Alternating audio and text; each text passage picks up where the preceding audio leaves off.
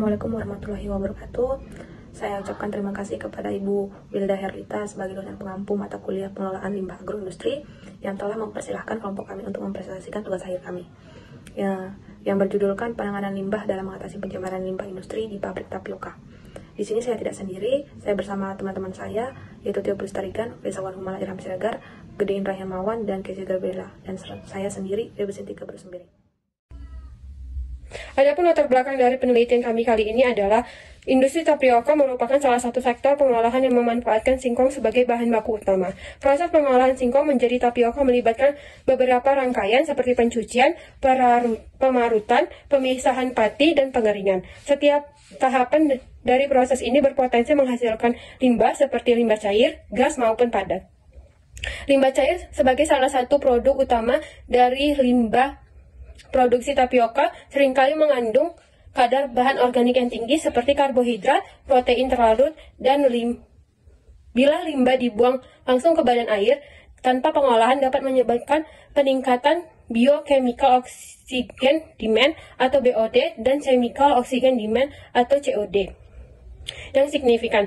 Selain limbah cair, limbah padat seperti ampas singkong juga dapat menjadi sumber pencemaran lingkungan jika tidak dimanfaatkan atau dikelola dengan benar. Penerapan teknologi pengolahan limbah yang tepat dapat mengurangi dampak negatif pencemaran. Beberapa upaya yang dapat dilakukan melalui seperti biofilter, reaktor anaerobik, dan pengolahan limbah berbasis mikroba.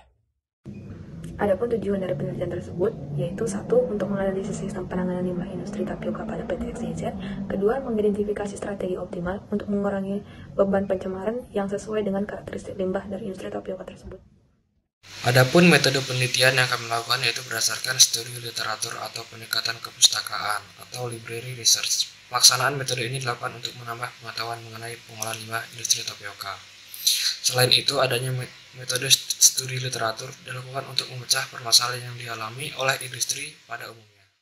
Kemudian di sini ada prosedur kerja yang kami lakukan, yaitu pertama-tama adalah pemilihan topik, yang kemudian ada identifikasi masalah topik, kemudian ada studi literatur, dan pengumpulan data. Kemudian hasil dibahas dan dibuat kesimpulan dan saran. Baik, saya Faizakwan, nanti akan melakukan penjelasan tentang pembahasan. Di sini, hasil yang kami dapatkan yang kami tuang dalam bagian pembahasan yang pencemaran limbah industri dari pabrik tapioka menjadi masalah yang sangat serius yang mempengaruhi lingkungan dan kesehatan masyarakat. Limbah cair, padat, dan gas sering dibuang tanpa pengolahan yang memadai. Disitulah dapat mencemari sumber-sumber air dan meningkatkan kadar BOD atau biochemical oxygen demand di sungai. Beberapa metode yang pengolahan air yang telah diterapkan seperti penambahan kapur tohor dan menurunkan kadar cyanida dan membangun bak pengelolaan limbah untuk sistematis mengelola limbah tersebut. Perhatian bagi pengrajin juga dilakukan untuk meningkatkan kesadaran akan pentingnya pengelolaan limbah tersebut.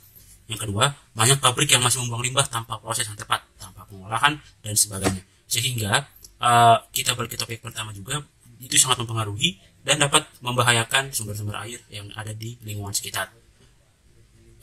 Penggunaan teknologi seperti instalasi pengolahan air limbah atau IPO dan sistem upflow anaerobic substrate atau USB diharapkan dapat mengurangi pencemaran dengan menghasilkan biogas dan memanfaatkan limbah padat sebagai pakan ternak atau pupuk kompos. Dan dengan penerapan metode ini diharapkan dampak negatif terhadap lingkungan dapat diminimalkan dengan keberlanjutan industri tetap terjaga. Terima kasih. Jadi kesimpulannya yaitu yang pertama, sistem penanganan limbah industri tapioka menggunakan kapur tohor untuk menurunkan kadar pencemaran, serta IPAL dan teknologi UASB untuk mengolah limbah menjadi lebih aman dan menghasilkan biogas, serta menggunakan elektrokoagulasi untuk membersihkan air limbah. Yang kedua, menggunakan teknologi USB atau upflow anaerobic sludge bed adalah strategi yang optimal untuk mengurangi kadar bahan organik dan limbah cair serta dapat menghasilkan biogas seperti sumber energi alternatif. Sekian presentasi dari kami. Terima kasih atas perhatiannya. Saya berharap informasi yang telah kita dapat bermanfaat dari kehidupan kita. Jika terdapat kekurangan atau kesalahan dari kami mohon maaf. Terima kasih.